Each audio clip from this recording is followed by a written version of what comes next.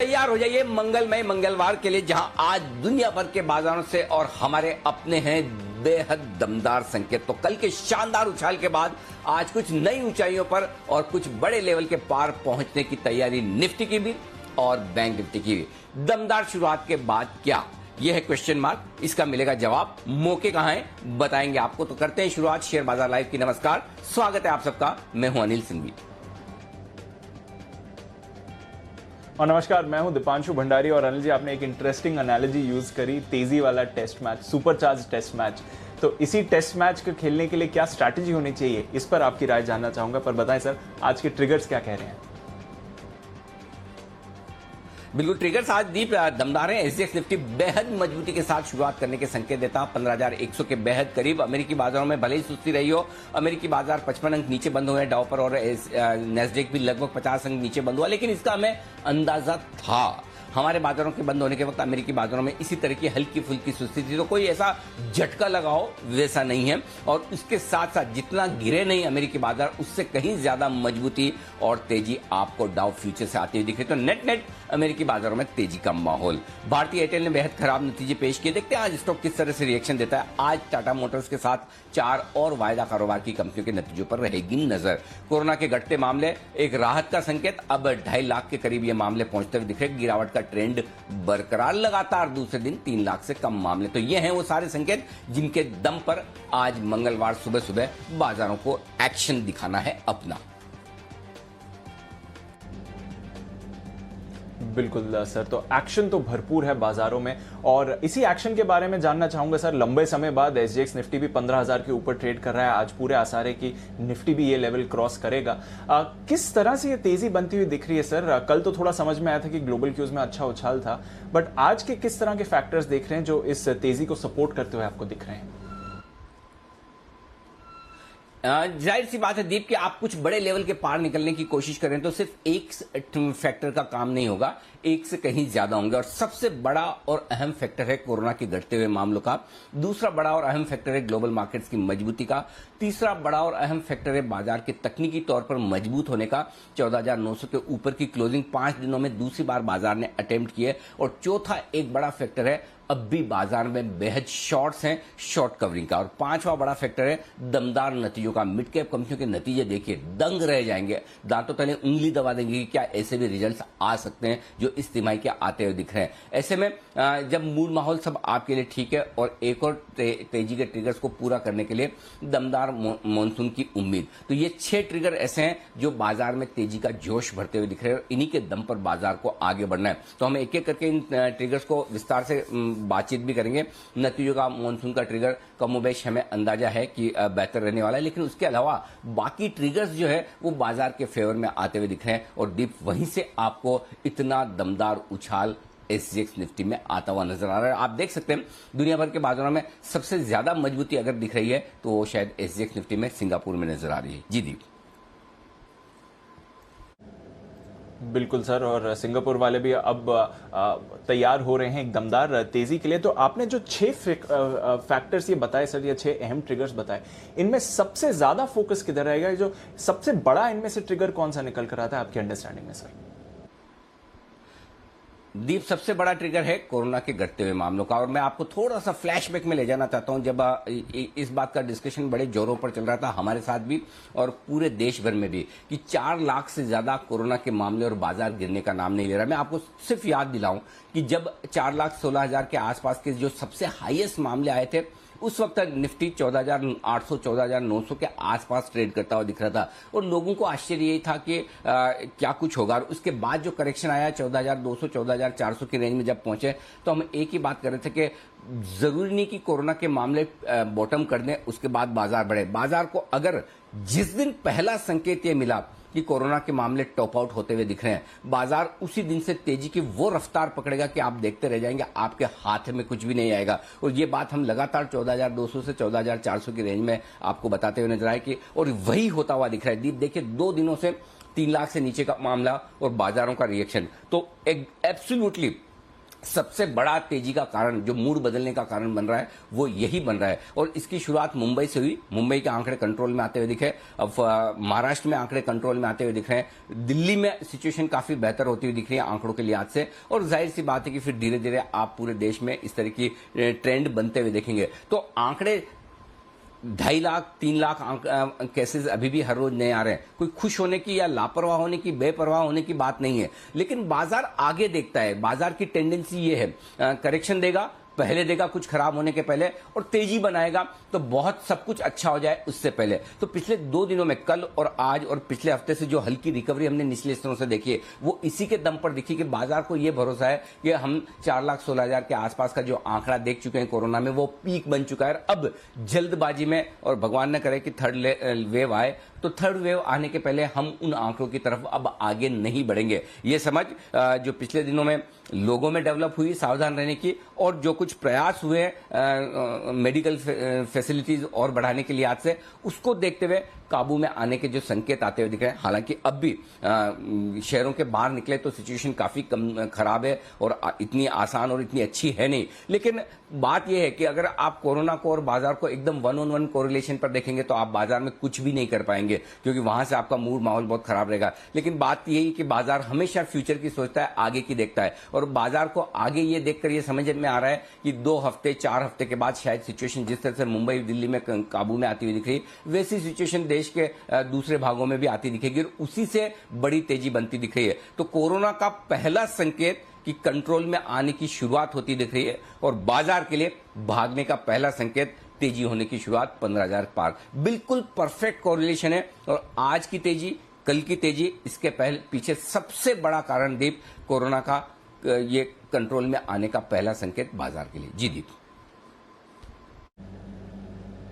बिल्कुल सर, तो ये जो कोरोना नियंत्रण में आ रहा है, 1 महीने के निचले स्तर पर नए मामले हैं, ये एक बहुत ही बड़ा राहत वाला संकेत है। क्योंकि सर आपने अहम लेवल्स की बात करी और कल की भी तेजी का रेफरेंस किया, तो एक टच अपॉन मैं कल के एक्शन पर भी करना चाहूंगा सर। क्या समझना चाहिए, क्योंकि बैंक निफ्टी पर हमने 1 फरवरी के बाद सबसे बड़ा इंट्राडे उछाल आते हुए देखा, और अगर आप 1 फरवरी का मूव देखें जो काफी बड़ा था निफ्टी बैंक निफ्टी दोनों के लिए, तो उसके बाद जो सेकेंड डे का एक्शन है, यानी कि 2 फरवरी को जो एक्शन हुआ, वो भी काफी बड़ा आते हुए दिखा। हमने देखा कि 8% उछलने के बाद 2 फरवरी को बैंक निफ्टी भी 3.5% ऊपर गया, और निफ्टी पर भी एक बड़ी बाइंग आई थी 2 फरवरी को। तो क्या आज उस तरह का फॉलो ऑन एक्शन हम भारतीय बाजार के लिए भी समझें? देखो, फॉलो ऑन एक्शन आएगा दीप का, और फॉलो ऑन एक्शन की वजह, देखिए 1 फरवरी से मैं डायरेक्टली कोरिलेट नहीं करना चाहता, मेरा कोरिलेशन अलग है। आपने पॉइंट बहुत सही रखा कि 1 फरवरी को जो बड़ी तेजी आई, 2 फरवरी को वापस उतना ही दमदार एक्शन मिला है, लेकिन तब बजट था आपके सामने, और बजट बाजार की उम्मीदों से बेहतर आया, बाजार भागा, और नेक्स्ट डे फाइन प्रिंट में कुछ नहीं दिखा। नहीं तो आमतौर पर डर हमेशा रहता है कि बजट के वक्त आप सुनकर कुछ भी कर लो, नेक्स्ट डे की रिस्क हमेशा रहती है कि कुछ ऐसा हमने पढ़ लिया जो वित्त मंत्री ने भाषण में कहा नहीं।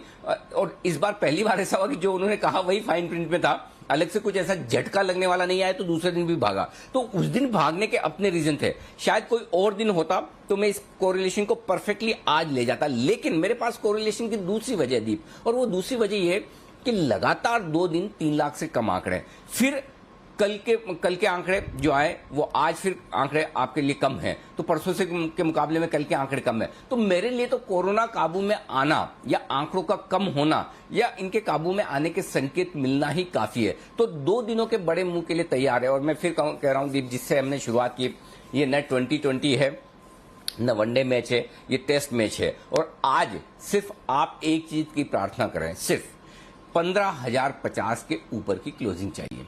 अगर आज बाजार 15,050 के ऊपर क्लोज होता है तो आप लाइफ टाइम हाई 15,431 होना चाहिए, मुझे एग्जैक्टली याद नहीं, लेकिन 15,431 जहां तक मुझे याद है, उसको पार करने के लिए तैयार हो जाइए। नया लाइफ टाइम हाई बनाने के लिए पूरी संभावना है, और ना भी हो तो आप उसके आसपास तो पहुंच ही रहे हैं। 15,300 से घूमे या 15,500 से घूमे, ज्यादा फर्क नहीं पड़ता। और दीप, एक चीज और याद दिलाना चाहता हूं, लोग भूल गए हों लेकिन मैं याद दिलाना चाहता हूं कि एक शो हमने बनाया था बाजार का टॉप कब कहां कैसे, और उस इस शो में हमने ये कहा था कि वर्स्ट के सिनेरियो में बाजार आपके लिए 13,250 से 13,850 की रेंज से ज्यादा का करेक्शन नहीं दिखाएगा, और 14,149 के करेक्शन से बाजार वापस घूमता हुआ दिखा है। और इसका टारगेट जो तेजी का है वो अभी भी मैं फिर से कहना चाहता हूं 17,000 से 21,000 की रेंज में कहीं कहीं निफ्टी पहुंचेगा, यहां इसका फाइनल टारगेट बनेगा इस रैली का। तो बीच बीच में जो ये करेक्शन आएंगे, ये करेक्शन आपके लिए खरीदारी के मौके होंगे। और आज मूड माहौल अच्छा है, 15,000 के ऊपर है, इसका मतलब ये नहीं है कि बाजार यहां से फिर से करेक्शन नहीं दे सकता। आएंगे, करेक्शन भी आएंगे, कुछ अच्छी खबरें आएंगी, कुछ खराब खबरें आएंगी। फर्ज करें ग्लोबल मार्केट्स एकदम से खराब हो जाए या कोरोना के केसेस फिर से बढ़कर आ जाए। 2 दिनों के जो केसेस देखे हमने, वीकेंड वाले देखे, भगवान ने करे कल वापस 3-3.5 लाख केस आ गए, तो ये इफ और बट हमेशा रहेंगे। लेकिन अगर आप ब्रॉडर ट्रेंड को देखें तो ब्रॉडर ट्रेंड ये है कि आपको अभी भी तेजी के मार्केट में और निचले स्तरों से खरीदारी करनी है। ऊपरी स्तरों पर एक बार आने दें, जहां प्रॉफिट बुक करने की अच्छी रेंज है वहां प्रॉफिट बुक करें, फिर से इंतजार करें। और यही वजह है कि हम लगातार कह रहे हैं कि 2 महीने अप्रैल और मई सिर्फ और सिर्फ, आपको याद होगा पिछले साल जिस तरह की मुहिम हमने चलाई थी, नहीं लेना है नहीं लेना है, उसी तरह की मुहिम हमने इस बार अप्रैल और मई में चलाई कि सिर्फ और सिर्फ कैश मार्केट के स्टॉक्स, मिड कैप स्टॉक्स पर फोकस करिए। इतना पैसा बनेगा आप दंग रह जाएंगे, इतने तगड़े रिजल्ट्स आएंगे। और सिर्फ एक ही रीजन था कि रिजल्ट्स, और आप देखिए आज भी अभी आप देखिएगा जो रिजल्ट्स आ रहे हैं, कंपनियों के ऐसे रिजल्ट हैं खुद कंपनियां विश्वास नहीं कर सकती कि हम ऐसे रिजल्ट्स भी दे सकते हैं, इतने तगड़े रिजल्ट्स आ रहे हैं। तो मिड कैप और स्मॉल कैप शेयर ये 2 महीने और थोड़ा और एक्सटेंड कर लें तो जून तक के लिए ये 2.5 से 3 महीने मिड कैप और स्मॉल कैप शेयरों के नाम पे हैं। तो अप्रैल से लगातार mid cap small cap share खरीदने की स्ट्रेटेजी एकदम परफेक्ट रही और अब भी इन शेयरों में भरपूर तेजी बनेगी। बिल्कुल सर, भरपूर तेजी बनी हुई है और रोज आप बढ़िया कॉल्स भी हमारे लिए लेकर आते हैं। सभी सेक्टर से आपने अच्छे स्टॉक्स आइडेंटिफाई करें तो वहां पर भी हमारी नजर रहेगी। नतीजों के लिहाज से भी एक बड़ा सपोर्ट बाजारों को मिलते हुए दिख रहा है। सर, एक जगह से जहां पर उतना सपोर्ट नहीं आते हुए दिख रहा है वो एफआईज की तरफ से, क्या चल रहा है यहां पर, थोड़ा इसके बारे में भी समझाएं, क्योंकि तेजी में भी इतना पार्टिसिपेशन इनकी तरफ से तो नहीं आते हुए दिख रहा सर। जो चाहिए वो तो नहीं है दीप, लेकिन हम 2 तरीके से देखते हैं, half glass full, half glass empty. और आप देखिए पिछले पूरे हफ्ते मैं लगातार आपको एक ही चीज कहता रहा कि देखिए एफआईज की जो इंडेक्स लॉन्ग पोजीशन है वो इन लेवल्स पर आ गई कि वो अब यहां से ज्यादा बेच नहीं पाएंगे। और दूसरी चीज है कि देखिए हर वक्त क्या होता है, ये हर एक का एक जमाना होता है दीप। एक जमाना था जब जिस दिन यूटीआई मार्केट में आ गई, बस यूटीआई को डिसाइड करना है कि बाजार किस तरफ जाएगा। यूटीआई को बेचना है तो किसी की ताकत नहीं कि सामने खड़े होकर बाजार को ऊपर कर पाए, ठीक है, एक वो जमाना था। उसके बाद एक ऐसा जमाना एलआईसी का आया, जब एलआईसी किसी दिन मार्केट में आ जाए तो फिर एलआईसी का जो ऑर्डर होगा उसी हिसाब से बाजार तय करेगा। एक जमाना आया ऐसा। फिर एफआईज के डेटा आप देखिए, पूरे इस महीने में एफआई ने कितना बेचा है, भर भर के बेचा है, उसके बावजूद मार्केट कहाँ है 15,000 पर। तो एफआईज का भी जमाना जा रहा है, और ये जमाना जा रहा है, हालांकि ये अर्ली साइंस है, सिर्फ 1-2 ट्रेंड के बेसिस पे आपको ये निकाल लेना जल्दबाजी होगी। लेकिन फिर भी ताकत देखिए घरेलू इन्वेस्टर्स की, और इसको अंडर एस्टिमेट मत कीजिए। हमारे रिटेल इन्वेस्टर जो खुद डायरेक्टली मार्केट में आए हैं पिछले 1-1.5 साल में, जो इन्वेस्टर्स आए हैं, जो पैसा लगा रहे हैं, ये कोई छोटी बात नहीं है। जिस तरह के डीमेट अकाउंट खुले हैं, जिस तरह से आप देखिए बीएससी के रिजल्ट्स आ रहे हैं, सीडीएसएल के रिजल्ट्स आ रहे हैं,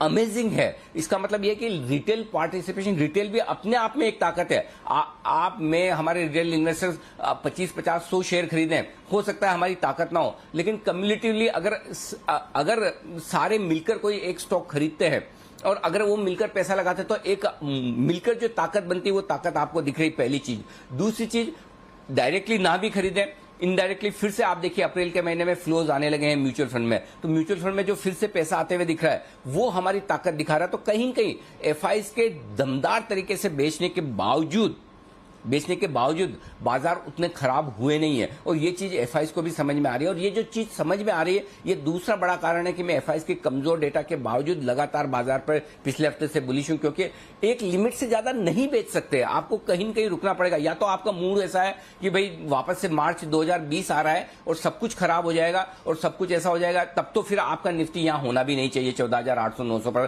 तब तो आप 1,000-1,500 पॉइंट कम से कम नीचे होने चाहिए। ट्रेडिंग रेंज के हायर एंड पर आप है, आपकी सारी सप्लाई एब्जॉर्ब हो चुकी है, उसके बाद अब क्या, अब बेचने को कुछ बचा नहीं। मैं कह रहा हूं बाजार की ताकत इतनी है दीप कि अगर आप सिर्फ बेचना बंद भी कर दें, एफआईज नहीं भी खरीदें, तब भी बाजार ऊपर जाने की ताकत रखता है। तो अब एफआईज की तरफ से शॉर्ट कवरिंग आना तय है। कल थोड़ी बहुत उन्होंने इंडेक्स लॉन्ग पोजीशन और जो मैंने डेटा दिया अक्टूबर के बाद कभी भी ऐसा नहीं हुआ कि 3 दिन से ज्यादा, इनफैक्ट अप्रैल 2020 के बाद कभी भी ऐसा नहीं हुआ कि 3 दिन से ज्यादा उनकी एफआईज की इंडेक्स लॉन्ग पोजीशन 40% के नीचे रही हो। और जब वो 40% के नीचे रहते तो उसके बाद सीधी 70% तक एफआईज अपनी लॉन्ग पोजीशन को ले जाते हैं। तो आज के लिए एक बड़ा और बोल्ड स्टेटमेंट दीप जो मैं देने जा रहा हूं उसे ध्यान से सुनिएगा, और वो ये कि क्या एफआईज फिर से आज 46% पर पहुंचे हैं, अभी भी 15% कम से कम 20% और अपनी इंडेक्स लॉन्ग पोजीशन बढ़ाएंगे, क्या वो अपनी शॉर्ट कवरिंग करके और ये की ट्रिगर होगा यहां से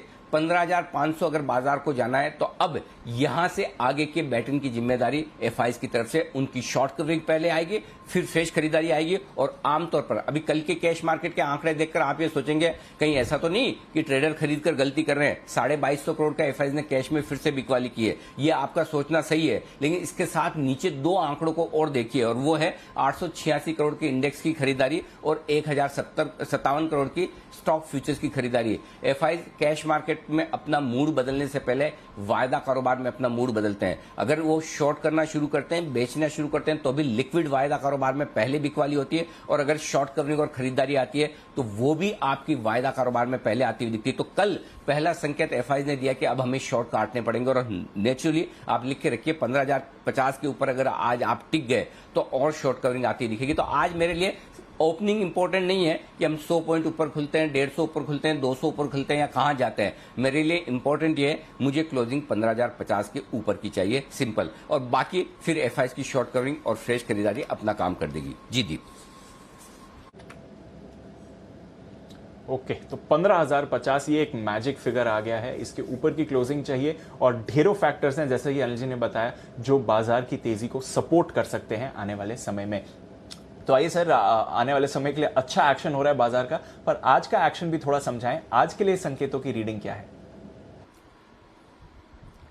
ग्लोबल संकेत ड्यूब पॉजिटिव साइड पर हैं और उतार चढ़ाव के बीच अमेरिकी बाजार स्टेबल होने की कोशिश कर रहे हैं। मेरे को कल अमेरिकी बाजारों में सबसे बढ़िया बात जो लगी दीप वो ये कि वोलेटिलिटी कम होती दिख रही है, दायरा छोटा होता दिख रहा है। यही चाहिए हमें, ग्लोबल वोलेटिलिटी, हमें कोई फर्क नहीं पड़ता कि डाउ बहुत ज्यादा बढ़े या बहुत ज्यादा, स्टेबल रहे। 50-100 पॉइंट डाउ के ऊपर नीचे होने पर हम हमारा काम कर लेंगे, करेक्ट। और अब वापस जितना गिरा है 50 पॉइंट, उससे ज्यादा 100 पॉइंट आपका डाउ फ्यूचर्स ऊपर हो गया, तो हमारे लिए नेट संकेत ग्लोबल मार्केट्स के पॉजिटिव है। एफआईज के संकेतों में मैं थोड़ा कंफ्यूज था, नेगेटिव ही रहने दूं या इन्हें न्यूट्रल करूं, बहुत मन था न्यूट्रल करूं, लेकिन फिर मैंने कहा ना, एक दिन की जल्दबाजी नहीं, एक दिन और आप शॉर्ट काटिए, आज और काटिए, उसके बाद हम आपके संकेतों को न्यूट्रल साइड पर लेकर जाएंगे। घरेलू फंड के संकेत बेहद पॉजिटिव आए दीप, और ये एक अच्छा संकेत है। कल के सेशन में 1950 करोड़ के आसपास की खरीदारी घरेलू फंड ने की है, दमदार खरीदारी की है।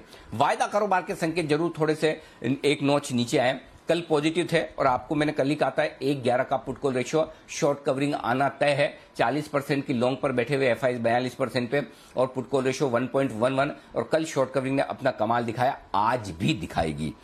सेंटिमेंट और ट्रेंड दोनों मेरे लिए पॉजिटिव है, ये 2 बड़ा बदलाव हुआ है। मूड माहौल बाजार की तेजी से भी सुधरता हुआ दिखाए, और कोरोना के घटते हुए आंकड़ों से भी, और ग्लोबल मार्केट्स के स्टेबल होने से भी। ये तो सेंटिमेंट सुधरा है 3 वजह से। ट्रेंड सुधरा है 14,900 के ऊपर की क्लोजिंग होते ही मेरे लिए ट्रेंड पॉजिटिव हो जाता है। तो आज बेस्ट के सिनेरियो में 15,050 के ऊपर की क्लोजिंग मिल जाए, और वर्स्ट के सिनेरियो में 14,900 के ऊपर की भी मिले, तब भी चलेगा, तब भी हम कोई निराश नहीं है। तो आज नेगेटिव क्लोजिंग ना मिले उतना ही काफी है, और 15,050 के ऊपर बंद हो गए तो फिर तो बल्ले बल्ले है, चिंता ही मत कीजिए। जी दीप। बिल्कुल सर, तो देखते हैं आज की क्लोजिंग काफी इंपॉर्टेंट रहने वाली है, और वो जो 15,050 का स्तर दिया है ये आपके लिए इंपॉर्टेंट रहेगा। पर लेवल्स क्या निकल कर आ रहे हैं ट्रेड के लिए, वो क्या इंपॉर्टेंट रहेंगे सर? 14,825, 14,850 दिन के लिए मजबूत सपोर्ट जोन है। इसके नीचे 14,725, 14,775 स्ट्रॉन्ग बाय जोन है, आएगा नहीं, ये आपको मुझे दोनों को पता है। ऊपर 15,050, 15,100 ये रेंज है जहां पर आप खुलने चाहिए। इसके ऊपर 15,150, 15,200 प्रॉफिट बुकिंग जोन है। बैंक निफ्टी 33,000, 33,150 दिन के लिए मजबूत सपोर्ट जोन, ये भी नहीं टूटेगा। फिर भी इसके नीचे 32,725 75, 32,875 अगला मजबूत सपोर्ट जोन आपके लिए, जहां आपकी शॉर्ट कवरिंग और खरीदारी दोनों मिलेगी। ऊपर की तरफ बैंक निफ्टी में 33,975 34,175 ये रेंज है जहां तक जाने की कोशिश होगी, और उसके बाद 34,275 से 34,500 बैंक निफ्टी का अगला बड़ा टारगेट, वहां तक जाने की कोशिश होगी और उसके आसपास आपको प्रॉफिट बुकिंग करनी चाहिए। ये 29 अप्रैल को 34,287 के आसपास का हाई बनाया है हमने बैंक निफ्टी पर, वो अगला टारगेट बनता है ऑब्वियसली, जहां तक बैंक निफ्टी जाने की कोशिश करेगा। और 15,044 का जो हमने 29 मई को हमने 15,044 का 29 अप्रैल को माफ कीजिएगा 15,044 का जो हाई बनाया, वहां आज जाने की बैंक निफ्टी की कोशिश है, वो ऑलरेडी ऊपर जाता हुआ दिख ही रहा है। आइए अब आपको दिन की रेंज दे दूं, ठीक है। 14,850 15,100 दिन की छोटी रेंज है निफ्टी की, 14,825 15,150 मीडियम रेंज, 14,775 15,200 दिन की बड़ी रेंज लेकर चले आप।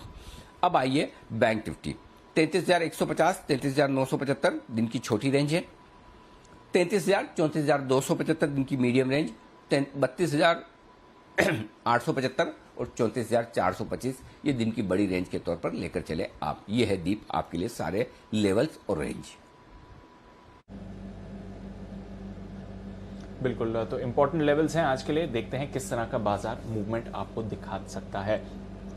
सर, पोजीशनिंग तो आपने समझाई दी एफआईएस की और पीसीआर को लेकर, क्या समझे यहां से, और आज जिनकी एग्जिस्टिंग पोजीशंस हैं उन्हें क्या ध्यान में रखना चाहिए? दीप आज के लिए अगर थोड़ा बहुत हल्का फुल्का सावधानी का संकेत है तो एकमात्र पुट कॉल रेशियो 1.40 पर आना, 1.11 से 1.40 लगभग 30 बेसिस पॉइंट एक ही दिन में बढ़ गया। आज की तेजी के बाद काफी शॉर्ट्स कवर होंगे और पुट कॉल रेशियो वापस से 1.60 1.70 की रेंज में जाता हुआ दिखेगा, वहां ओवरसोल्ड होने की शुरुआत करेगा। तो मुझे पुट कॉल रेशियो जितना नीचे मिले उतना मुझे कंफर्ट रहता है खरीदारी करने के लिहाज से। ये एक तो वहां से जब आप ऊपर की तरफ जाएंगे तो थोड़ा आपके लिए डिस्कंफर्ट आएगा, ये बात सही। तो अब बाजार उतने हल्के या उतनी शॉर्ट्स नहीं रही जो पहले थी, ये ध्यान में रखनी जरूरी। पॉइंट नंबर 1, पहली बात तो ये हो गई। दूसरा ये कि इंडेक्स पे जो एफआईएस की लॉन्ग पोजीशन है 42% से बढ़कर 46% आई है। अब भी कोई खास दिक्कत नहीं, अभी भी वो शॉर्ट लोअर साइड पर ही है। जिस तरह का ग्लोबल मार्केट से जिस तरह से हम 15,000 के ऊपर हैं, उनको लेना ही पड़ेगा, अभी नहीं तो बाद में लेना पड़ेगा। तो लेने के लिए अभी भी जगह है एफआईएस की तरफ से। ये विक्स से तो कोई खास फर्क पड़ना नहीं है। तब आइए आपको स्टॉप लॉस दे दूं।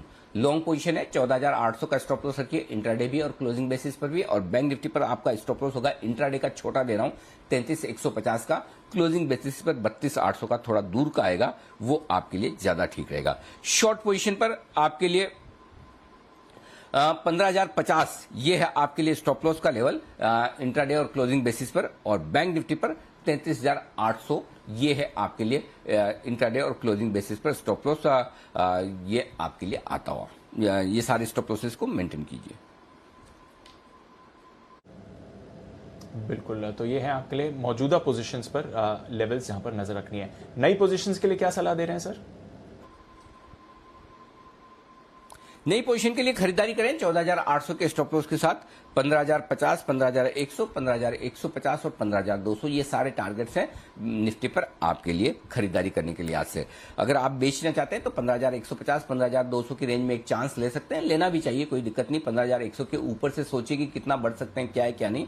15,150 15,200 वो रेंज है जहां पर aggressive traders strict stop loss के साथ बेच सकते हैं, और ये स्ट्रिक्ट स्टॉप लॉस होगा आपका 15,250 का। नीचे के टारगेट 15,050 15,000 14,950 14,925 तक के बनते हैं, जहां पर करेक्शन पूरा करके फिर से खरीदारी होती दिखेगी। बैंक निफ्टी खरीदिए 33,150 का स्टॉप लॉस लगाकर, ऊपर में 33,725 33,975 34,175 34,275 34,425 और 34,500 यहां से लेकर 1000 पॉइंट ऊपर के तक के टारगेट्स आपके लिए बैंक निफ्टी पर बनकर आते हैं। और जब 1300 पॉइंट की पोजीशन अगर बनी हो तो फिर 1000 पॉइंट के और रेंज निकलना स्वाभाविक है।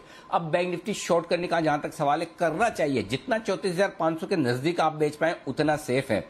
34,275 से मूड बनाइए बेचने का, 34,275 34,325 425 500 ये 3-4 लेवल से जहां पर आपको देखना है बाजार के मूड माहौल के हिसाब से कि किस जगह बेचना चाहिए। सिंपल एक ही फॉर्मूला है कि जितना 34,500 के नजदीक बेचने का मौका मिले उतना बढ़िया। तो दो तरीके हैं, या तो आप टुकड़ों टुकड़ों में बेचते जाइए कि 34,275 पे एक बेच दिया, 34,425 पे दूसरा लोड बेचा, 34,500 पे तीसरा बेचा, या अगर अपने सेफ्टी चाहिए कि नहीं एक बार ऊपर जितना जाता है जाने दो, रिवर्स करेगा तब सोचेंगे तो 34,425 500 आने दे, फिर बेचिए। 34,550 का स्ट्रिक्ट स्टॉप लॉस होगा आपका, नीचे की तरफ 34,175, 34,000, 33,800, 33,725 और 33,625 मैक्सिमम ये सारे लेवल से जिसके लिए आपको शॉर्ट पोजीशन बनानी चाहिए। ये आपके लिए निफ्टी और बैंक निफ्टी पर शॉर्ट पोजीशन। और दीप आज कोई एग्रेसिव वाला न कल था ना आज है, क्रिस्टल क्लियर लेवल्स हैं, तो अलग से कोई बाजार की वॉलेटिलिटी के लिहाज से आपको अलग से लेवल्स की जरूरत नहीं। तो एक एक रेंज, एक एक स्ट्रेटेजी दोनों ही दिन के लिए आपके लिए। अगर मैं किसी दिन एक से ज्यादा स्ट्रेटेजी देता हूं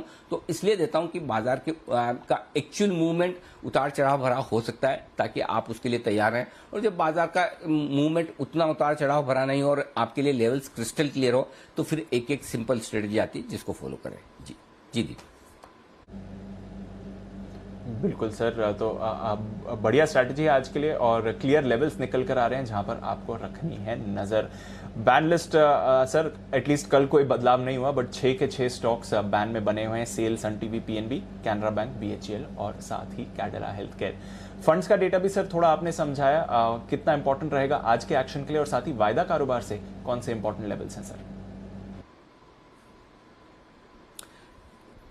देखिए, फंड के डेटा हम ब्रॉडली डिस्कस कर ही चुके हैं दीप, तो वही है।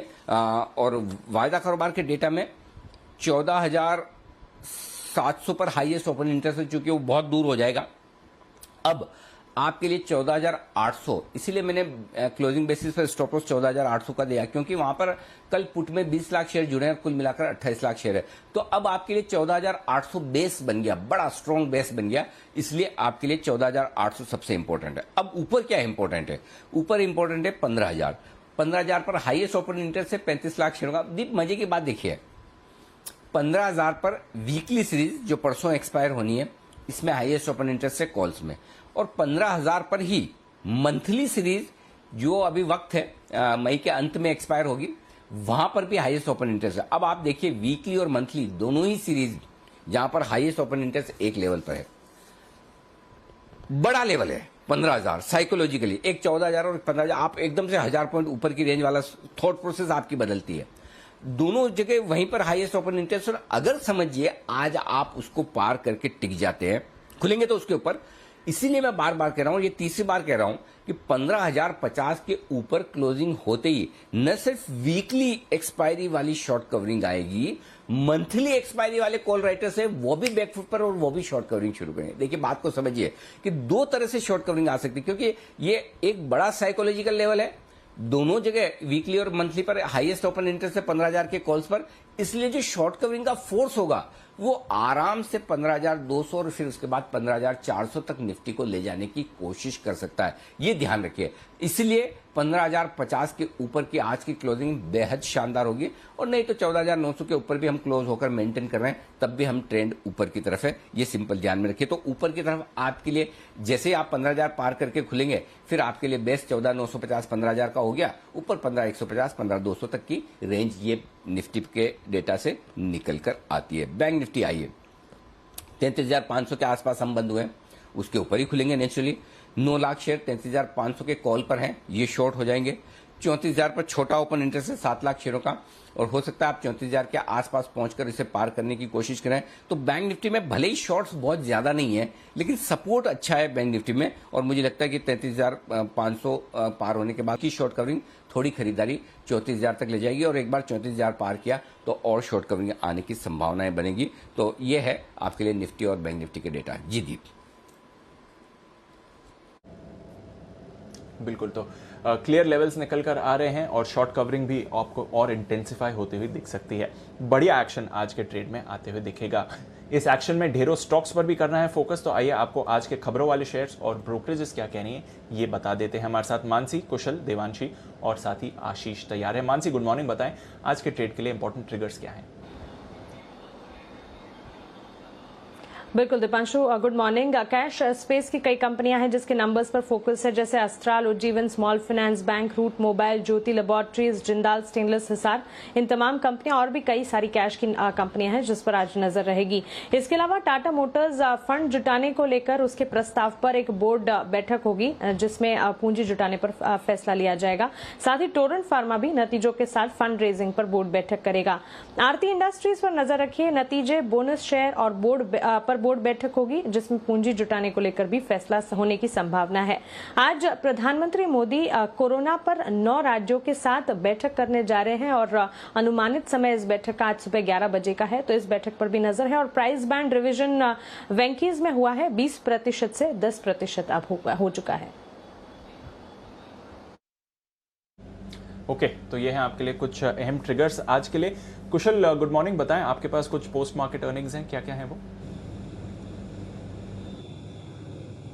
बिल्कुल दीपांशु, गुड मॉर्निंग। कार्डन रीच शिप बिल्डर्स नंबर्स मिले जुले रहे हैं। मार्जिन 7.6% से बढ़कर 9.4%, पर आय 12% गिरकर 456 से 398-99 करोड़ पर आई है। मुनाफे में 16% के उछाल के साथ 58 करोड़ पर कंपनी ने रेकमेंड किया है। MRPL दूसरी तरफ घाटे से मुनाफे में आती हुई नजर आई है। कंपनी तिमाही आधार पर दमदार नंबर्स रहे हैं। मार्जिन 0.7% से बढ़कर 6.7%। इनफैक्ट पिछली तिमाही में 265 करोड़ का घाटा था। इस बारी कंपनी ने 268 करोड़ का करीब मुनाफा दर्ज किया है। सुबेक्स तिमाही आधार पर नंबर्स यहां पर भी बेहतर रहे हैं। मार्जिन 17.1% से बढ़कर करीब 22%, मुनाफे में 79% के उछाल के साथ ऑलमोस्ट 15.5 करोड़ का कंपनी ने मुनाफा दर्ज किया है। और साथ ही कंपनी की अगर आप कामकाजी मुनाफा देखें तो वहां पर भी 30% की बढ़त रही है। और वैपको इंडिया, यहाँ पर भी नंबर्स बेहतर साइड पर रहे हैं। मुनाफे में 51% के उछाल के साथ 48 करोड़ का फिगर आया है। और कंपनी ने डिविडेंड भी ऐलान किया है 11 रुपये प्रति शेयर का। आय में भी 76% की उछाल आई है। स्पार्क अंत में नंबर्स यहाँ पर भी बढ़िया रहे हैं। इनफैक्ट इनका जो घाटा है करीब 99 करोड़ का पिछले साल, वो कम होता हुआ दिखा है 57 करोड़ पर। साथ ही कामकाजी मुनाफे में भी सुधार आया है और आय में भी 24% के उछाल के साथ 28 करोड़ पर कंपनी ने आय भी दर्ज की है। ओके, तो कुछ पोस्ट मार्केट अर्निंग्स आपके लिए और ढेरों और अर्निंग्स पर अभी चर्चा करेंगे थोड़ी देर में वरिंदर बंसल के साथ रिजल्ट एक्सरे में भी। देवांशी भी हमारे साथ है कुछ खबरों वाले शेयर्स लेकर। देवांशी, गुड मॉर्निंग, बताएं। Good morning Deepanshu. आज सबसे पहले यूनियन बैंक पर आपको नजर रखनी है। कल शाम को बोर्ड की बैठक हुई थी और QIP को मंजूरी दे दी है। QIP के जरिए 1750 करोड़ रुपए जुटाने की मंजूरी मिली है और इसकी जो फ्लो प्राइस है वो 35 रुपये 60 पैसे प्रति शेयर पर तय की गई है, जो कि कल के क्लोजिंग से करीब 5.5-6% के डिस्काउंट पर है। साथ ही बैंक का ये भी कहना है कि जो फ्लो प्राइस है उस पर अतिरिक्त 5% तक का डिस्काउंट दे सकती है फाइनल प्राइस पर, लेकिन जो फाइनल प्राइस है, फाइनल इश्यू है, वो 20 मई को बोर्ड की बैठक होने वाली है और तब भी तय होती हुई दिखेगी। इसके साथ ही आज पनेशा बायोटेक पर आप नजर रखें, क्योंकि खबरें आती हुई दिखी है कि सीरम इंस्टीट्यूट के CEO आदर पूनावाला ने कंपनी में अपनी पूरी हिस्सेदारी बेच दी है। 118 करोड़ में अपना जो हिस्सा है वो कल ब्लॉक डील के जरिए बेचा था। 31.57 करोड़ शेयर्स बेचे थे 374 रुपीज प्रति शेयर के भाव पर, लेकिन सीरम इंस्टीट्यूट ने इनकी जो हिस्सेदारी वो खरीद ली है। अगर आप पास होल्डिंग भी देखते तो करीब 5% तक की उनकी होल्डिंग थी सीरम इंस्टीट्यूट की, अब अतिरिक्त 5% खरीदा है, तो कुल मिलाकर अब सीरम इंस्टीट्यूट की 10.5% तक की होल्डिंग हो जाएगी पनेशा बायोटेक में। साथ ही भारत फोर्ज पर नजर रखें, जहां पे कल्याणी स्ट्रेटेजिक सिस्टम्स में कंपनी का अतिरिक्त 49% हिस्सेदारी खरीदने की योजना बन रही है। 33 करोड़ में ये अतिरिक्त हिस्सा खरीदती हुई दिखेगी। साथ ही TCS, जहां पे डिविडेंड के लिए 27 मई को रिकॉर्ड डेट तय कर दी गई है। और NBCC पर नजर रखें, जहां पे JP इंफ्राटेक को खरीदने के लिए NBCC और सुरक्षा ग्रुप, ये दोनों को आज बोली लगाने की आखिरी तारीख है, तो इस पर नजर रहेगी और कमेटी ऑफ क्रेडिटर्स की बैठक भी होती हुई दिखेगी। साथ ही कोविड के चलते काफी शटडाउन्स और इम्पैक्ट होते हुए दिखे हैं। टाटा मोटर्स यहाँ पे जमशेदपुर प्लांट को 22 मई तक बंद रखने की योजना है। अपोलो टायर्स, उनकी जो केरल प्लांट है वो 23 मई तक बंद रहेंगे। साथ ही स्किपर इंडस्ट्रीज, इनके जो बंगाल में मैन्युफैक्चरिंग यूनिट है वो भी 30 मई तक बंद रहेगा। जी शिपिंग भी अपने मैन्युफैक्चरिंग एक्टिविटीज को लॉकडाउन के चलते 30 मई तक यहाँ पे कामकाज बंद रखने की योजना फिलहाल बनती हुई दिख रही है। SP एपरेल्स ये भी कह रहे हैं कि अपना जो उत्पादन है वो कोविड के चलते थोड़ा सा कम किया है। जो एम्प्लॉयज़ हैं वो थोड़े से कम कामकाज करते हुए दिख रहे हैं और इसी के चलते प्रोडक्शन में कमी आई है, तो ये सारी कंपनीज पर थोड़ा सा इम्पैक्ट देखने मिल सकता है। बिल्कुल, तो कोविड लॉकडाउन इम्पैक्ट कुछ और कंपनीज पर आते हुए दिख सकता है, बट कुछ और खबरें लेकर मानसी वापस हमारे साथ जुड़ रही हैं। मानसी, बताएं क्या है खबरें, और साथ ही कुछ फंड एक्शन भी है आपके पास। जी बिल्कुल दीपांशु, जुआरी एग्रो पर फोकस रखना है। ताउते तूफान का असर कंपनी के कारोबार पर पड़ा है। तूफान से गोवा फर्टिलाइजर प्लांट में नुकसान हुआ है और साथ ही नुकसान का अब फिलहाल आंकलन चल रहा है। अमोनिया और यूरिया प्लांट दोबारा शुरू करने में इसी के वजह से देरी भी लग सकती है। हेमिस्फीयर प्रॉपर्टीज सरकार को 100 करोड़ के non cumulative redeemable preference shares जारी किए हैं, इसके चलते फोकस में रहेगा। वहीं रिलायंस इंडस्ट्रीज भारत में सबसे बड़ी अंतर्राष्ट्रीय सबमरीन केबल सिस्टम का निर्माण कंपनी करने जा रही है। ग्लोबल पार्टनर्स के साथ मिलकर केबल सिस्टम बनाने की कंपनी की योजना है। ओएनजीसी कंपनी को फरजाद बी गैस फील्ड का कॉन्ट्रैक्ट जो है वो नहीं मिला है। नेशनल इरानियन ऑयल कंपनी ने कॉन्ट्रैक्ट घरेलू कंपनी पेट्रोपेयर्स ग्रुप को दे दिया है और ओएनजीसी के कंसोर्शियम ने इस ब्लॉक में गैस डिस्कवरी के लिए करीब $40 करोड़ निवेश भी किए थे, लेकिन फिलहाल अभी कॉन्ट्रैक्ट कंपनी को मिलता हुआ नहीं दिखा है। बल्क डील्स पीवीआर पर है। Bank of America securities Europe ने करीब 3,49,000 शेयर्स ₹1,169 प्रति शेयर के दाम पर खरीदे हैं। वहीं स्टर्लिंग एंड विल्सन सोलार पर भी नजर रखे। बीएनपी पारिबा ने करीब 11,87,000 शेयर्स ₹240.42 प्रति शेयर के दाम पर खरीदे हैं। ओके, तो ये है आपके लिए आज के ढेरों स्टॉक्स और साथ ही फंड एक्शन भी। आइए एक बार देख लेते हैं ब्रोकरेजेस आज क्या कह रही हैं एफआईआर में।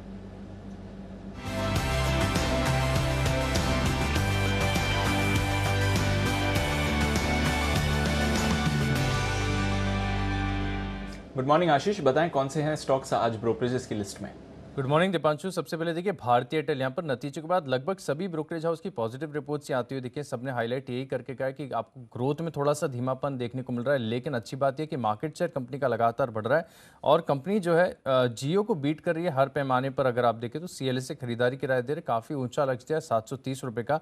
इनसे ज्यादा बुलिश है मैक्वायरी, इन्होंने तो आउट परफॉर्म की रेटिंग दी है 747 रुपए के लक्ष्य के लिए। इसके अलावा अगर आप देखें तो सिटी, गोल्डमैन सैक्स, यूबीएस ये भी खरीदारी की राय दे रहे हैं, करीब 685 का लक्ष्य दिया सिटी ने, गोल्डमैन सैक्स दे रहे 665 का और यूबीएस ने भी 665 का लक्ष्य दिया। तो लगभग सभी रिपोर्ट्स अगर आप देखें तो पॉजिटिव ही आती हुई दिखी है भारतीय एयरटेल पर। कोलगेट यहाँ पर भी नतीजे आए और नतीजे अच्छे देखने को मिले और ब्रोकरेज हाउस ने कहा कि ग्रोथ भी बढ़िया देखने को मिली और मार्जिन भी अच्छे देखने को मिले, जिसके चलते जेफरीज ने खरीदारी की राय दी और लक्ष्य बढ़ाया है। 1825 से बढ़ाकर 1875 कर दिया है। क्रेडिट स्विस आउट परफॉर्म की रेटिंग दे रहे हैं और इन्होंने भी लक्ष्य में बढ़ोतरी की है, 1750 से बढ़ाकर 1825 पर लक्ष्य को बरकरार रखे हुए सीएलए से आउट परफॉर्म की रेटिंग के साथ। और जेपी मॉर्गन देखिए 1800 का लक्ष्य दे रहे हैं ओवरवेट की रेटिंग के साथ। लेकिन सिर्फ एक सिटी ऐसे हैं जो स्टॉक पर बेरिश हैं, बिकवाली की राय दे रहे 1550 रुपए के लक्ष्य के लिए। कह रहे हैं कि जो ग्रोथ इस बार दर्ज की है वो धीमी है और इन्हें जो है अन्य एफएमसीजी स्टॉक्स कोलगेट के मुकाबले ज्यादा पसंद आ रहे हैं, जिसके चलते बिकवाली की राय दे रहे हैं। एक और नतीजा आए थे फेडरल बैंक के कल बाजार के दौरान और यहाँ पर भी देखिए अच्छी रिपोर्ट्स आती हुई देखिए। मॉर्गन स्टैनली ओवरवेट की रेटिंग दे रहे, कह रहे कि मार्जिन स्थिर देखने को मिले, ग्रोथ लोन के लिहाज से अगर आप देखें तो बढ़िया देखने को मिली है।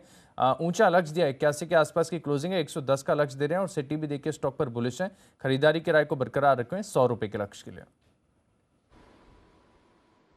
ओके, तो ये है वो तमाम रिपोर्ट्स जहां पर आज रहेगा एक्शन। आइए बढ़ाते हैं एक्शन को आगे और अब वक्त है हमारे सभी एक्सपर्ट से मुलाकात करने का और उसके तुरंत बाद हम आपको वरिंदर रिजल्ट एक्सरे के में भी ले चलेंगे। आइए सबसे पहले शुरुआत करते हैं हमारे एक्सपर्ट्स के साथ। पहला स्टॉक जो आज डिस्कस करना है वो है आरती इंडस्ट्रीज, जहां पर आज नतीजे आने वाले हैं और नतीजों के साथ साथ आज का एक्शन एक और भी है। कंपनी की बोर्ड बैठक जो है उस बोर्ड बैठक में आज आपके लिए बोनस पर भी विचार होगा, फंड रेजिंग पर भी विचार होगा, यानी कि भरपूर एक्शन वाला दिन है। रिजल्ट्स, फंड रेजिंग, बोनस, तीन चीजें आज आती दिख रही है। तो आइए हिमांशु जी के साथ शुरुआत करते हैं। हिमांशु जी, आरती इंडस्ट्रीज देखिए इसके चार्ट्स, क्या करना चाहिए? बाजार बंद होने के बाद रिजल्ट्स भी है, बोर्ड बैठक भी है, ढेर सारा एक्शन है, बोनस पर भी विचार होगा। Good morning Anil ji, good morning Deepanshu. Anil ji देखिए, क्लियरली एक आउट परफॉर्मर स्टॉक रहा है, ऑल टाइम हाइज के आसपास काम कर रहा है और पिछले 5 ट्रेडिंग सेशन से एक साइडवेज कंसोलिडेशन जोन में स्टॉक अटका हुआ है। मुझे लगता है कि 1680 रुपए का एक इम्पॉर्टेंट सपोर्ट और सब स्टॉप लॉस लेवल है तेजी की शॉर्ट टर्म के जो ट्रेडर्स हैं उनके नज़रिए से जब तक स्टॉक 1680 रुपए के ऊपर बना हुआ है, मुझे लगता है कोई भी डिप स्टॉक में अगर मिलती है 1700-1720 के आसपास, तो वहाँ पे खरीदारी करके चला जा सकता है। अपसाइड में मिली 1780-1785 मेरे लिए एक इंपॉर्टेंट लेवल होगा। अगर स्टॉक उसके ऊपर निकलता है यहाँ पर किसी भी पॉजिटिव न्यूज़ फ्लो के चलते, तो मुझे लगता है स्टॉक फिर से एक बार नए हाईज बनाता हुआ नजर आएगा। और क्योंकि स्टॉक ऑलरेडी अनचार्टेड टेरिटरी में है, तो अनिल जी अपसाइड स्टॉक की अभी खुली हुई है। तो ये आपके लिए राय इस वक्त आरती इंडस्ट्रीज पर, जहां आज बड़े एक्शन का दिन आपके लिए बनता हुआ दिखेगा। सिद्धार्थ सेदानी साहब भी हमारे साथ हैं। सिद्धार्थ जी, नतीजों के लिहाज से जो एक्शन आज होने वाला है उस पर आपसे राय लेना चाहता हूं। टाटा मोटर्स आज नतीजे पेश करेगा, क्या नतीजों से पहले कोई खरीदारी या बिकवाली की राय है आपकी टाटा मोटर्स पर? Good morning Anil ji, good morning Dipanshu. Tata motor के नतीजे अच्छे आ सकते हैं क्योंकि ग्लोबल मार्केट के नंबर्स इनके अच्छे आए हैं पिछले क्वार्टर में भी। तो मुझे लगता है कि टाटा मोटर के नतीजे अच्छे आ सकते हैं। खरीदारी की राय अभी नहीं रहेगी। मैं मानता हूं कि अभी भी आपको वेट एंड वॉच, एक बार रिजल्ट्स देख ले, उसके बाद फ्रेश खरीदारी करनी हो तो कर सकते हैं। जिस हिसाब से रिजल्ट्स पैन आउट हुए हैं उस हिसाब से आपको खरीदारी करनी चाहिए। रिजल्ट्स के पहले अभी खरीदारी करने की राय नहीं। ओके, रिजल्ट के बाद खरीदारी करें, ये ज्यादा ठीक होगा। आइए, इस बीच वरिंदर रिजल्ट एक्सरे का भी वक्त हो गया, कनेक्शन हो चुका है वरिंदर के साथ हमारा। तो पहले एक बार रिजल्ट पर राय ले ले, उसके बाद हमारे बाकी मेहमानों से फिर से मुलाकात करेंगे। तो वरिंदर बंसल का करते हैं स्वागत। Varinder result x ray.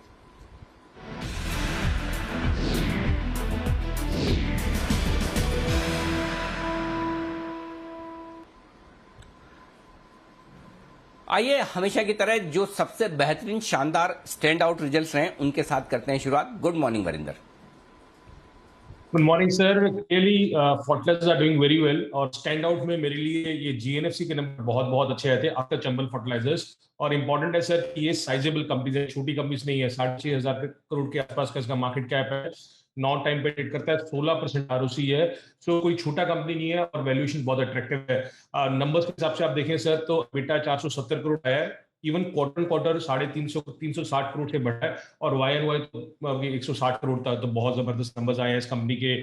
सर एक छोटा सा चीज बोलना चाहूंगा, ये दो सेक्टर जो है फर्टिलाइजर्स और शुगर, हमेशा हम सिक्लिकल मानते हैं, बट आप देखिए सर कि एटलीस्ट लास्ट 3 साल से जो गवर्नमेंट ने बोला है उन्होंने किया है। शुगर में कोई भी चेंजेस नहीं किए, जो उन्होंने बोला वो किया। इवन फर्टिलाइजर्स में वो लोग जितना भी एरियाज है, जितना भी आउटस्टैंडिंग है वो कम किए जा रहे हैं। लाइक फॉर चंबल मेरे ख्याल में जो सारे के सारे जो आउटस्टैंडिंग है वो सारे निल हो चुके हैं। और गुजरात नर्मदा का देखिए सर ट्रेड रिसीवेबल 1400 करोड़ से 500 करोड़ आ गया, which tells you that the government at least जो बोल रही है इन दो सेक्टर्स में कर रही है, विच इज इंपॉर्टेंट थिंग। दूसरा नंबर सर तो बेहद शानदार आया था स्टैंड आउट रिजल्ट्स में, और अगेन सस्ता स्टॉक है ओरिएंट सीमेंट। 20% ROC है सर। ईवी अभी 6 टाइम पे ट्रेड करता है, 10-12 टाइम पे अर्निंग्स पे ट्रेड करता है। और इंपॉर्टेंट है इसका डेट रिडक्शन भी हुआ है, 450 करोड़ डेट रिडक्शन हुआ है FY21 में। नंबर्स कहीं से भी देखिए सर, क्योंकि नंबर्स तो 200 करोड़ का उसने एबिटा किया versus 137 crore quarter YoY 125 crore था। मार्जिन 25% आए कंपेयर टू 22% जो क्वार्टर था, और YoY 19% था। पर इंपॉर्टेंट है सर कि इसका जो सेल्स वॉल्यूम है वो 17% ऊपर था। मतलब बहुत कम मैंने कंपनीज देखी है सीमेंट में जिनका इतना शानदार वॉल्यूम आया है। 17% जो सेल्स वॉल्यूम आना बहुत अच्छी बात है। तो ये दो स्टॉक सर बिकॉज नंबर्स बहुत अच्छे थे और वैल्यूएशंस अट्रैक्टिव है, इसलिए स्टैंड आउट है। ओके, तो ये है आपके लिए बेहद शानदार वैल्यूएशन वाले स्टॉक्स। और लेकिन इसके अलावा जो रिजल्ट्स अच्छे हैं लेकिन वैल्यूएशन उतने आकर्षक नहीं, रीजनेबल है, उस लिस्ट में कौन से स्टॉक्स हैं? सर अगर आप 2 मिनट वी कैन डाइग्रेस। आज एक छोटा सा और चालू किए कॉन कॉल्स जो रिजल्ट्स आ चुके थे पर जिनकी कॉन कॉल कल मार्केट आज होने के बाद हुई। तो 2 कंपनीज है सर जिनका है जस्ट डायल और ओबराय, बड़ी कंपनीज है तो शायद एक लाइन बोल देता उनके बारे में। तो जस्ट डायल ने क्लियरली बोला सर कि हमने जो भी सॉफ्टनेस देखा वो वन ऑफ एक्सपेंसेस था, बट इसमें जो सबसे बड़ा बात जो बाहर आया सर वो आया कि इन्होंने 2 सीनियर एग्जीक्यूटिव्स को कंपनी में लिया है। एक है मनोज जॉनसन जो कि ex national sales head of India Mart है, और एक प्रसून कुमार जो एक्स CMO है मैजिक ब्रिक्स के। तो ये 2 बड़े नाम इन कंपनी में लिया है। 20-21 टाइम पे ट्रेड करते स्टॉक्स है तो बहुत महंगा नहीं है। और ओबराय रियल्टी का कॉल हुआ सर, उसके बाद सुबह जेफरीज ने FY22-23 का जो सेल्स एस्टीमेट है वो 28% से 20% बढ़ा दिया है, और अर्निंग्स का जो गाइडेंस था वो 15 से 24% बढ़ा दिया है। मैनेजमेंट ने क्लियरली बोला कि वो जो अपना वर्ली का प्रोजेक्ट है वो रेजिडेंशियल में कन्वर्ट कर रहा है, क्योंकि उनको लगता है कि मोनेटाइजेशन ज्यादा होगा, और वो रीडेवलपमेंट फॉरी कर रहा है, और उन्होंने कुछ 0.8 million square foot redevelopment project Worli में लिया। I think both the commentaries from Just Dial and Oberoi were very good, specially Just Dial because उन्होंने दो जो नए बड़े हायर किए लोग, I think those are important to watch for. Okay, तो ये आपके लिए दो कौन कॉल बाजार बंद होने के बाद जिनकी आई, इन पर आप करेगा फोकस। अब बताइए बाकी रिजल्ट्स जो वैल्यूएशंस रीजनेबल है या अगर महंगे भी हैं तो उनके बारे में बताएं। ठीक है सर, तो एक कंपनी से जिसका अच्छा रिजल्ट आया था और वैल्यूएशन रीजनेबल है, क्लियरली भारती के बारे में बहुत बातचीत हो रहा है। As per me the results were in line to mildly soft. I think वो कल स्टॉक प्राइस में भी दिख रहा है जिस तरीके से 2-3% नीचे था सर, सो आई थिंक वो ऑलरेडी डिस्काउंटेड हो सकता है। बट उसके जो आरपूज है सर, इसमें दो ही चीजें सबसे जरूरी है, न्यू कस्टमर एडिशन और आरपूज 145 आया वर्सेस क्वार्टर 146 था। तो क्वार्टर हमने देखा कि आरपूज गिर चुके हैं। जो लास्ट अगर क्वार्टर का छोड़ दूं, उसके पहले 3 से 4 रुपए क्वार्टर इंक्रीज हो रहा था। तो आरपूज जो ट्रेंड चल रहा था 3-4 रुपए इंक्रीज होने का, उससे कम हुआ है, तो आरपूज वाज नॉट गुड। और जो मोबाइल कस्टमर एडिशन है सर, इसका 13.5 मिलियन के आसपास आया, कंपैरिजन में जियो का 15.5 मिलियन था। तो बहुत खास तोड़फोड़ नंबर नहीं है, in line to slightly weak, but I think because stock was down yesterday. One number which clearly was top down beat बोलूंगा, वो ग्लैंड फार्मा था। बहुत अच्छे नंबर आए सर, बट एक्सपेंसिव वैल्यूएशन है इस कंपनी का। रेवेन्यू देखिए तो 888 crore compare to 860 crore quarter और 650 करोड़ वाई। सर मार्जिन इसका 37% जा रहा है। लाइक मैं honestly in a pharma space, apart from DBs, I have never seen any other company approaching that 40% margin mark. So इस कंपनी ने 37-38% का जो मार्जिन कर रहा है, बहुत बड़ी चीज है। 38 टाइम्स FY22 पे ट्रेड करता है, कुछ सस्ता स्टॉक नहीं है। सो इसके थे बाद में दो छोटे कंपनीज है सर, जो आप मेरे ख्याल में आपके एनालिस्ट बात कर चुके हैं। ओके, तो ये है तमाम रिजल्ट्स जिन पर आपको रखनी है नजर। बहुत बहुत शुक्रिया वरिंदर रिजल्ट्स का पूरा विश्लेषण देने के लिए। आज लिस्ट थोड़ी छोटी है, कल बाजार बंद होने के बाद नतीजे कम आए, लेकिन आज नतीजों के लिहाज से भरपूर एक्शन वाला दिन है। टाटा मोटर्स के अलावा वायदा कारोबार की 4 और कंपनियों के आएंगे आज रिजल्ट, उन पर भी रहेगा फोकस। लेकिन कल जिनके रिजल्ट्स आ चुके हैं उन्हीं पर आगे और बात बढ़ाते हैं। कुछ और स्टॉक्स हैं जिन पर एक्शन जो भरपूर होने वाला है, उन पर करते हैं फोकस। इससे पहले केनरा बैंक बैन में है, इसको छोड़ दिया जाए। यहां पर पीआई इंडस्ट्रीज और टोरेंट फार्मा, ये दो और कंपनियां जिसके आज नतीजे आने वाले हैं। आरती इंडस्ट्रीज की हम बात कर चुके हैं। टोरेंट फार्मा, जरा वागले साहब इसके चार्ट देखिए और बताइए इस स्टॉक में क्या किया जाए नतीजों से पहले। Good morning Anil ji, good morning Dipanshu. Torrent pharma में अच्छी खासी मूव आई है पिछले 5-6 दिनों में। 2500 से 2770 का करंट भाव है, लेकिन अभी भी पैटर्न पॉजिटिव है। तो पोजिशनली मेरा बाय मतलब व्यू पॉजिटिव रहेगा। मुझे लगता है सूनर देन लेटर ये 3000 के आसपास जाना चाहिए, लेकिन ये पोजिशनल कॉल है। रिजल्ट वोलेटिलिटी में थोड़ा सा ऊपर नीचे हो सकता है। मेरे लिए 2610 और 2980 ये रेंज है अगले कुछ दिनों के लिए या हफ्तों के लिए। ओके, तो ये आपके लिए रेंज निकल कर आ रही है। एमआरपीएल, बंसल जी आपका फेवरेट शेयर, कल बाजार बंद होने के बाद अच्छे शानदार नतीजे आए, नतीजे अच्छे आने की उम्मीद भी थी, आपकी रिकमेंडेशन भी बहुत सही लेवल पर हुई है। जो परफॉर्मेंस है कमाल की है, कंपनी की आती हुई दिख रही है। आप चार्ट्स देखिए और बताइए क्या करना चाहिए एमआरपीएल में। आय 72% बढ़ी है, कामकाजी मुनाफा 17% बढ़ा है, मार्जिन 1% से 7% हो गए, और नुकसान था 265 करोड़ का, उसके सामने 265 करोड़ के आसपास का आया है मुनाफा। तो हर एक पैमाने पर शानदार रिजल्ट्स एमआरपीएल चार्ट्स।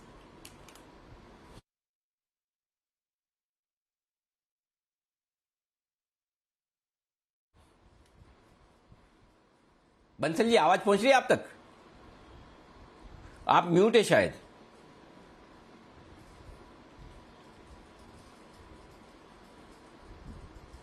चलिए, लगता है बंसल जी तक हमारी आवाज नहीं पहुंची। कुणाल जी एमआरपीएल के चार्ट पर आप राय दीजिए प्लीज, अगर आप सुन पा रहे हैं तो।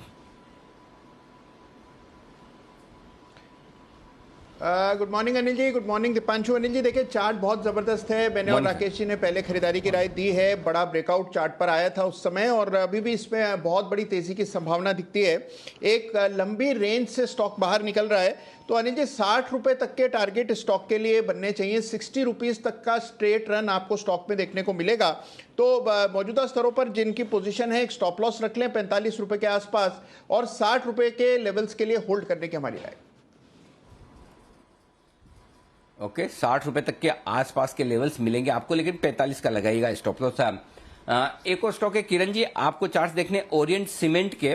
कल बाजार बंद होने के बाद इसके भी नतीजे आए, और ये नतीजे आएंगे कमाई कराएंगे का स्टॉक था, और हमने कहा था कि नतीजे बहुत दमदार रहेंगे, लेकिन हमारे अनुमान से भी और बेहतर आए। 831 करोड़ की आय हमने अंदाजा लगाया था 800 करोड़ का। कामकाजी मुनाफा हमारा अंदाजा था 176 करोड़ आएगा, आया 202 करोड़, और बेहतर आया 62% बढ़कर। मार्जिन 24.5% के आसपास, और 80 करोड़ के मुनाफे का अंदाजा था, आया 100 करोड़। तो बेहद शानदार परफॉर्मेंस ओरिएंट सीमेंट की भी हर एक पैरामीटर पर। चार्ट्स बताएं sir. Anil ji very good morning. दीप वेरी गुड मॉर्निंग। अनिल जी चार्ट पैटर्न बहुत ही शानदार है। इसने एक बहुत बड़ा ब्रेकआउट, एक ट्रेंड रिवर्सल पैटर्न किया है। 114 का ब्रेकआउट लेवल है, तो 112 का आपका स्टॉप लॉस होना चाहिए, और मैं मानता हूँ पोजिशनली ये 150 के ऊपर के लेवल्स टेस्ट करता नजर आएगा, और ये 150 बहुत कैजुअली अचीव करेगा। इससे भी बड़े टारगेट्स आएंगे, पर 150 पे एक बार रिव्यू ले लेने की सलाह होगी।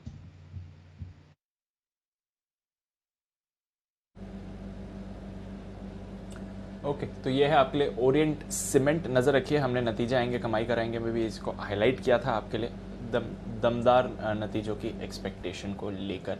तो नज़र रखेंगे इस काउंटर पर, नज़र रखेंगे कुछ और काउंटर्स पर भी। वागले साहब, यूनियन बैंक पर जरा अपनी राय दें। QIP इन्होंने लॉन्च किया है, 1750 करोड़ रुपए का, फ्लोर प्राइस 35.6 है। कल की क्लोजिंग से अगर देखें तो लगभग 6% का डिस्काउंट है। चार्ट के हिसाब से यूनियन बैंक पर कुछ इंपॉर्टेंट लेवल सर?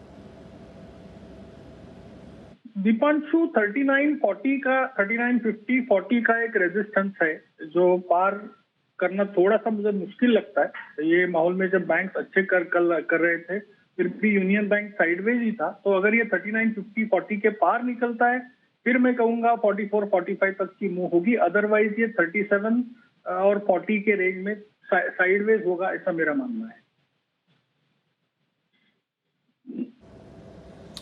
ओके, तो ये है आपके लिए यूनियन बैंक पर राय। नजर रखिए इस काउंटर पर। बंसल जी, स्पार्क, सन फार्मा, एडवांस रिसर्च, इनके भी नतीजे आए। आय में लगभग 24% की बढ़त देखी है। जो इनका कामकाजी घाटा था, पिछले टाइम भी घाटा था, इस टाइम भी घाटा है, पर घाटा आधा हो गया है कामकाजी तौर पर, और जो कुल घाटा था उसमें भी लगभग हमने 50% की कटौती देखी है। स्पार्क की चार्ट्स क्या कहती हैं सर?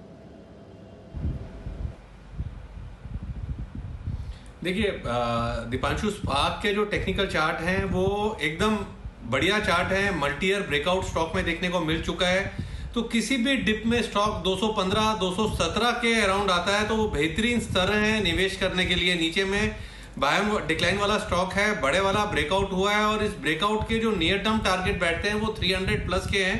तो करेक्शन पर स्टॉक को बाय करने की राय है 215-217 के अराउंड। 204 रुपए के नीचे का यहाँ पर स्टॉप लॉस लगाना है। और इसके साथ साथ दीपांशु, अभी जब थोड़ा सा टेक्निकल स्नैक था, MRPL के लिए मैं कहना चाहूंगा, ये पिक तो MRPL अनिल जी का था। अभी कुछ दिनों पहले उन्होंने MRPL रिकमेंड किया था, और मुझे स्पेसिफिकली बोला भी था कि राकेश जी, अगर आपने ये स्टॉक दिया होता तो पिक ऑफ द डे में आप MRPL देते, तो उन्होंने टूवर्ड्स क्लोजिंग इसको रिकमेंड किया था।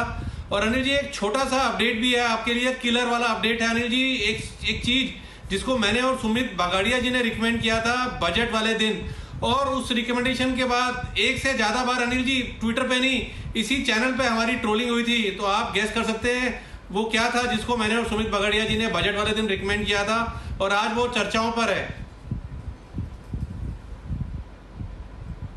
बजट के दिन कौन सा? ITC? नहीं अनिल जी, 1 लाख का टारगेट दिया था, सिल्वर था, और 2 बार अनिल जी आप ही के सामने, आप ही की नेत्रों के सामने 2 बार ट्रोलिंग हुई है सिल्वर की रिकमेंडेशन के लिए, पर हमने बोला था समय देना पड़ेगा। तो अब सिल्वर में देखें तो तब 27 का मार्क था US डिनोमिनेशन में, और आज एक नए हाइस पे ट्रेड कर रहा है।